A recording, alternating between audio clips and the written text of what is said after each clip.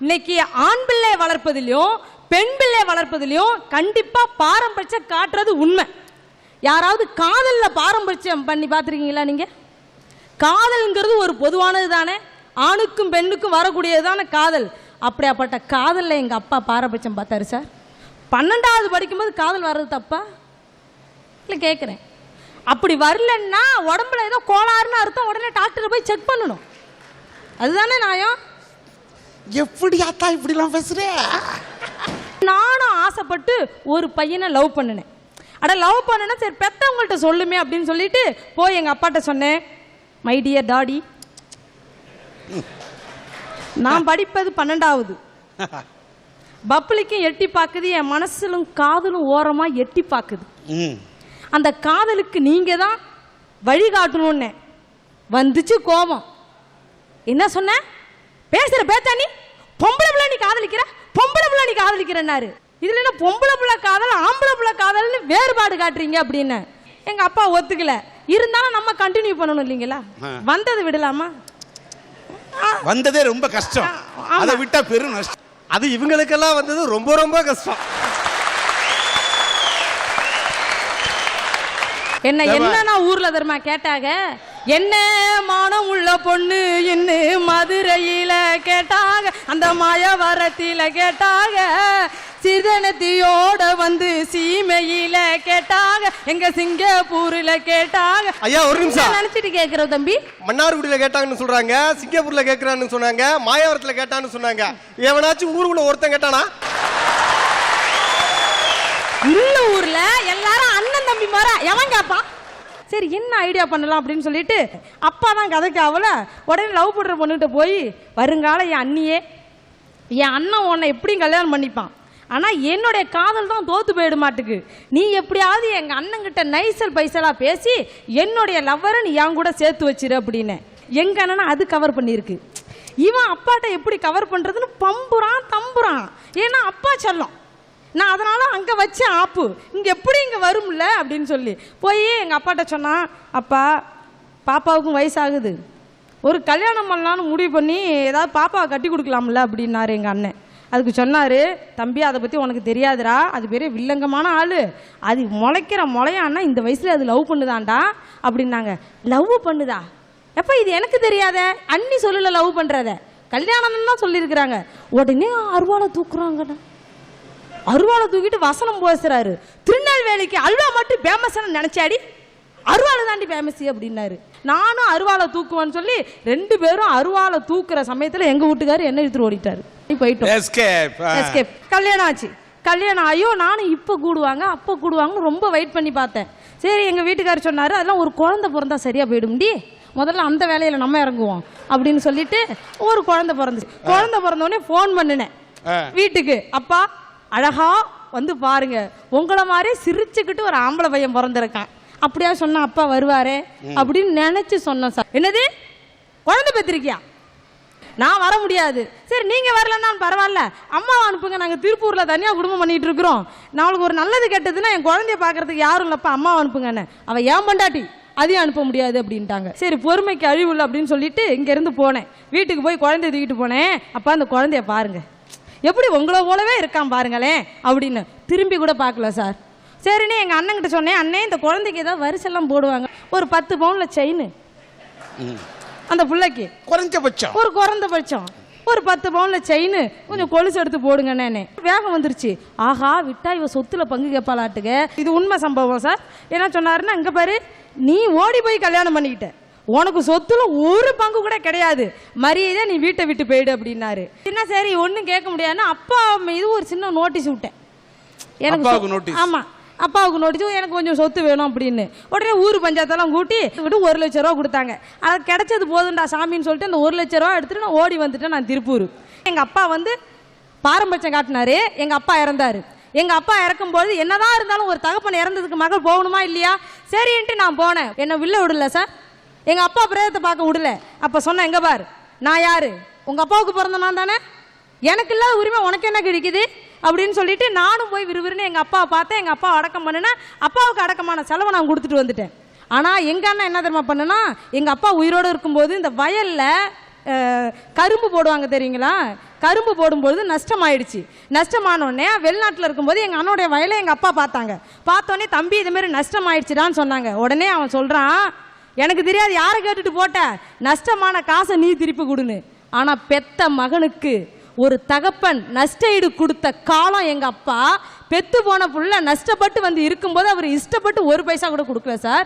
இன்றைக்கும் பெண் பிள்ளைக்கும் ஆண் பிள்ளைக்கும் வளர்ப்பதில் பாரபட்சம்தான் காட்டுகிறார்கள் என்பது உண்மை. பெண் பிள்ளைனா தாழ்வாகவும் நினைக்கிற இந்த பெற்றவங்க பெண் பிள்ளைகளுக்கு மட்டும் ஏயா பாரபட்சம் காட்டி வளர்த்துறீங்க? இது ஏன் நான் சொல்கிறேன்னா, எங்கள் குடும்பத்தையே எடுத்துக்கோங்க ஐயா. எனக்கு ரொம்ப படிக்கணும்னு ஆசையா, ஆனால் எங்கள் அப்பா என்னை படிக்க விடலை. நான் என்னை மில்லு வேலையில் சேர்த்து விட்டதுனால 1 வருஷம் கஷ்டப்பட்டு வேலை செஞ்சேங்கய்யா. எப்படியாவது நம்மளும் படிக்கணும்னு சொல்லிட்டு ஒரு டுட்டோரியல் ஸ்கூலில் எங்கள் அப்பாவுக்கு தெரியாமையே நான் போய் சேர்ந்துட்டேயா. சேர்ந்து 10வது எழுதுனையா. பகல் ஃபுல்லாக வேலை செய்வியா. உங்களுக்கே தெரியும், மில்லு வேலைன்னா திடீர்னு நைட்டில் கூட எழுப்பி வேலைக்கு போங்கன்னு அனுப்பிச்சி விட்ருவாங்க. மறுநாள் எக்ஸாம்யா. நைட்டு விடிய விடிய படிக்கிறையா. விடிஞ்சு முடிஞ்சு எக்ஸாம் எழுதி ரிசல்ட்டும் வந்துருச்சியா. அவ்வளோ கஷ்டப்பட்டு படிச்சு நான் வாங்கின மார்க் 10th எவ்வளோன்னு தெரியுமாயா? 450 மார்க் எடுத்து நான் ஃபர்ஸ்டாக வந்தேங்க. அதை நான் பெருமையாக சொல்கிறேன். கண்ணாவை மட்டும் நல்ல ஸ்கூலில் 10th பாஸ் பண்ண 350 மார்க் வாங்கியிருந்தா சார்.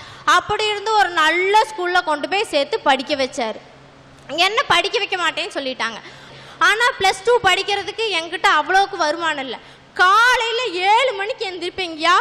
6 மணி வரைக்கும் வேலை செய்வேன். 6 மணிலேருந்து 9 மணி வரைக்கும் வேலை செய்வியா.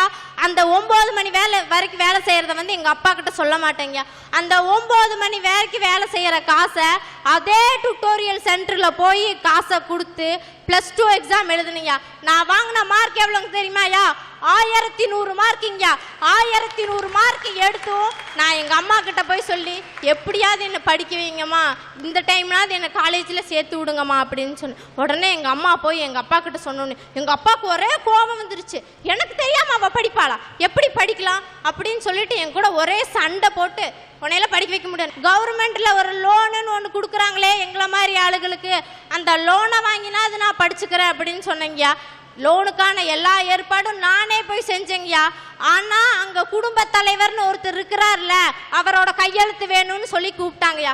நான் போய் எங்கள் அப்பா கிட்ட சொன்னேன், பா இந்த மாதிரி கையெழுத்து போட்டால் தான் எனக்கு லோனு கொடுப்பாங்களா, நீங்கள் எப்படியாவது ஒரு கையெழுத்து தானே போட்டு விட்டுருங்கப்பா, நான் பின்னாடி படித்து அந்த பணத்தை நான் கட்டிக்கிறேன்னு. நீ இன்னைக்கு லோனை வாங்கிட்டு போயிடுவ அடுத்த வீட்டுக்கு, அந்த லோனை என்ன கட்ட சொல்லுவாங்கங்கிற ஒரே காரணத்துக்காக எங்கள் அப்பா என்னைய லோன் வாங்கி தர லோன் வேண்டான்னு சொல்லிட்டாரியா. லோன் வாங்காட்டி பரவாயில்ல, எங்கள் அண்ணாவை இங்கேருந்து கோவாவில் அனுப்பிச்சு படிக்க வைக்கிறவர் என்னை பக்கத்தில் இருக்கிற காலேஜில் கூட சேர்க்க விடாமல் ரொம்ப கஷ்டப்படுத்தினாரியா. அப்படி இருந்தும் அந்த கஷ்டத்தை எல்லாம் மீறி நம்ம படிக்கணுங்கிற ஒரே காரணத்துக்காக நான் போய் பக்கத்தில் இருக்க காலேஜில் சேர்ந்தையா. எப்படி வேலைக்கு போவேன்னு தெரியுமாங்கய்யா? காலையில் 3 மணிக்கு எந்திரிச்சு வீடு விட பால் பாக்கெட் போடுவீங்கய்யா. 8 மணிக்கு அதுக்கப்புறம் காலேஜ் போவீங்க. சாயங்காலம் சாதாரண ஒரு பழமுதிருக்கு பில் அடிக்க வேலைக்கு போனோங்கய்யா. 10 மணிக்குயா வேலை முடியும். 10 மணிக்கு முடிச்சு அப்படியே வீட்டுக்கு வருவையா. உடனே எங்கள் அப்பாவும் எங்கள் பாட்டியும் பக்கத்தில் உட்காந்துருப்பாங்க. காலையில் போனவ ஊர் சுற்றுறதுக்கு வராபாரு 11 மணிக்கு அப்படிமா. அங்கே வேலை செஞ்சது கூட எனக்கு கஷ்டமாக தெரியாதியா. அவங்க சொல்லுற ஒவ்வொரு வார்த்தையும் எனக்கு ரொம்ப கஷ்டமாக இருக்கும். ஆனாலும் எனக்கு 19 வயசு தான் ஆச்சு. இவன் நம்மளை மீறி காலேஜ் போகிறாளா அப்படின்னு சொல்லிட்டு இந்த 19 வயசுலேயே 10 மாப்பிள்ளையை கூட்டிகிட்டு வந்து எங்கள் அப்பா என்னை நிற்க வச்சார். அதெல்லாம் எனக்கு வேணான்னு சொல்லி நான் எதிர்த்தனால ஒரே வீட்டுக்குள்ளே இருந்தும் என் கூட பேச மாட்டாரியா. எங்கள் அண்ணா கோவாவிலேருந்து கால் பண்ணுவான். சொல்கிறா மகனே என்ன பண்ணுற, நல்லா இருக்கியா, உடம்புக்கு நல்லா இருக்கா, 10 அடிக்கு பக்கத்தில் நான் இருப்பேன். என்னை பார்த்தா கூட ஒரு கேவலமாக நினச்சிட்டு போயிடுவாரியா. இப்படிப்பட்ட பெற்றோர்கள் பாரபட்சம் காட்டுறதுல என்ன எப்படியா சொல்கிறீங்க நீங்கள்?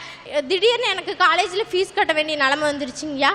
எங்கள் அப்பா எங்கள் அம்மா கிட்டனால ஃபீஸ் கட்ட முடியல. எனக்கு உடம்பு சரியாமல் போனனால என்னாலேயும் சரியாக வேலைக்கு போக முடியல. ஃபீஸ் கட்டாத ஒரே காரணத்துக்காக என்னை கிளாஸை விட்டு வெளியே நிற்க வச்சுட்டாங்க. எக்ஸாம் அன்னைக்கு எல்லாத்துலேயும் போய் கேட்டு பார்த்தேன். கடைசியில் நான் வேலை செய்கிற இடத்துலையும் கேட்டு பார்த்தேங்கய்யா. அவங்க 10,000 ரூபா கொடுத்தாங்க. அதுக்கு எத்தனை நாள் என்னை நைட்டு வேலை வாங்கினாங்க தெரியுமையா. அப்படி கஷ்டப்பட்டு வேலை செஞ்சனால என்னால் ஃபர்ஸ்ட் இயரில் 85% தான் சார் வாங்க முடிஞ்சது. இதே எங்கள் அப்பா எங்கள் அண்ணா டூரு போக ஒரு 10,000 ரூபாய் கேட்டான், உடனே பட்டுன்னு எடுத்து கொடுத்தாரு. அந்த 10,000 டூர் போக கொடுத்தவர் எனக்கு ஒரு 10,000 ரூபாய் காலேஜ் கட்ட கொடுத்துருந்தா நான் 85% என்ன 90% வாங்கியிருப்பேன்லையா அந்த இடத்துல. ஏன் என்ன மட்டும் ஒரு பாரபட்சமாக பார்த்து ஒதுக்குனாங்க? கஷ்டப்பட்டு படிக்கிறீங்க. அப்படி இருந்தும் எங்கள் அப்பா அடிக்கடி என்னை குத்தி காட்டுவாருங்க. எப்படி தெரியுங்களா? படிக்கிறாளாமா, இவ படித்து நாளைக்கு எனக்கு 5-6 கொண்டு வந்து கொடுக்குறா, இவ படித்து புருஷன் வீட்டுக்கு கொண்டு போகிறதான் பார்க்க போகிறா, இதில் என்ன வேற பார்த்துக்க போகிறாளான்னு என்னை பார்த்து ஒரு கேவலமாக பார்ப்பாருங்க பாருங்கயா. அப்போ எனக்கு வலிக்குங்கயா மனசு, அவ்வளோ வலி. நான் அவ்வளோ கஷ்டப்பட்டு வேலைக்கு போயும் நமக்கு இப்படி ஒரு கெட்ட பேரா அப்படின்னு நான் நினச்சேன். அதெல்லாம் பரவாயில்ல, நம்ம யாருன்னு காட்டணும் நம்ம அப்பாவுக்கு அப்படிங்கிற ஒரே இதில் நான் படிச்சுட்டு இருக்கேங்க. ஆனால் எங்கள் அண்ணா கோவாவிலேருந்து ஃபோன் பண்ணி சொல்லுவாங்க, அப்பா உன்னைய நான் ஃப்ளைட்டில் கூட்டிகிட்டு போவேன் நான் படித்து முடிச்சு அப்படின்னு. உடனே எங்கள் அப்பா அந்த பேச்சை கேட்டுட்டு என் பையன் ஃப்ளைட்டில் கூட்டிகிட்டு போவான்னு என்னை பார்த்து ஒரு கேவலமான பொருளாக ஒரு நாயை பார்க்குற மாதிரி என்னை அவ்வளோ கேவலமாக பார்ப்பாருங்க. ஆனாலும் எனக்கு அதெல்லாம் பெருசாக தெரியல. நம்ம அப்பா தானே இன்னைக்கு திட்டுனாலும் நாளைக்கு நம்ம அனுப்பாரு. ஒவ்வொரு நாளும் இன்னைக்கு வரைக்கும் எதிர்பார்த்துக்கிட்டே இருக்கையா. ஆனால் ஒரு நாள் கூட எங்கிட்ட எங்கள் அப்பா வந்து பாசமாக பேசினதில்லை.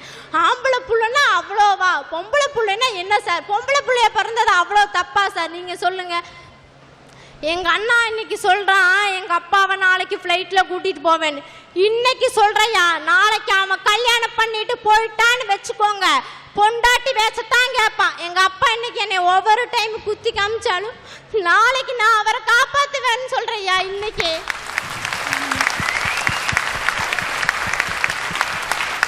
எங்கள் அப்பா என்னை பார்த்து ஒரு வார்த்தை கேட்பாரு, அடிக்கடி ஹார்ட் அட்டாக் வரும்னு சொல்லுவாங்க தெரியுமா? எனக்கு ஒரேடியாக ஹார்ட் அட்டாக் வர மாதிரி இருக்கும். நான் செத்தாலும் என் புள்ள வாசலுக்கு மட்டும் போக மாட்டேன் அப்படின்னு என்ன சொல்லுவார் என்னை பார்த்து. அப்போ எனக்கு வலிக்கு பாருங்க மனசு, அப்படி ஒரு வழியாக இருக்கும். நம்ம பொண்ணா பிறந்தனால தான் இப்படி நம்ம அப்பா அப்படி நம்மளை பார்த்து சொல்கிறாரு. இன்னொரு பிறவி இருந்தால் அதில் ஆம்பளை பையனாக பிறக்கணும், அப்போனாவது நம்ம அப்பாவுக்கு பிடிச்ச பையனாக இருக்கணும்னு சொல்லிட்டு என்ன அவ்வளோ கஷ்டப்பட்டுட்டு இருக்கையா. இன்னைக்கு சொல்றியா, உயிர் போற நிலைமையிலே எங்க அப்பா எங்க கூட வரமாட்டேன்னு சொல்றாரு. ஆனா அவருக்கு உயிர் போற நிலைமைன்னு தெரிஞ்சா அந்த இடத்துலயே உயிரை கொடுத்துனாலும் எங்க அப்பாவை காப்பாத்துவேன்னு சொல்றியா. தயவு செய்து இன்னொரு தடவை சொல்றேன், பொண்ணா பிறந்துட்டுங்கிற ஒரே காரணத்துக்காக எந்த பிள்ளையும் பாரபட்சம் பார்த்து வளர்க்காதீங்கய்யா. உன் பேர் என்னம்மா? தேவிகா. தேவிகா,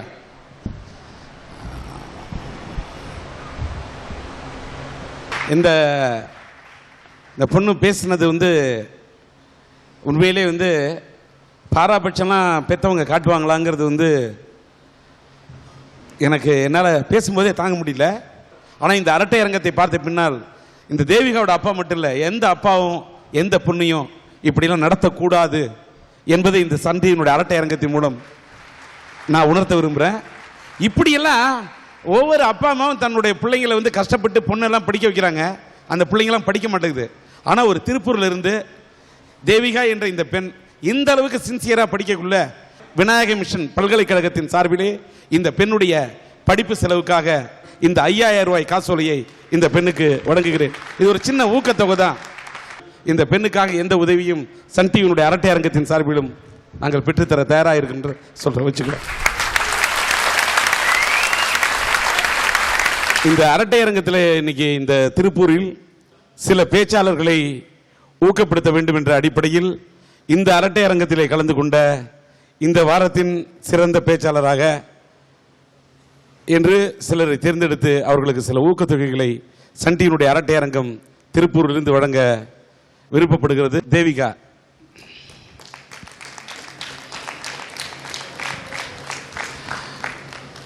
இந்த வார சிறந்த பேச்சாளராக சன் டிவியினுடைய அரட்டை அரங்கத்தின் சார்பிலும் SRM பல்கலைக்கழகத்தின் சார்பிலும் இந்த 5000 ரூபாய் காசோலை வழங்கப்படுகிறது.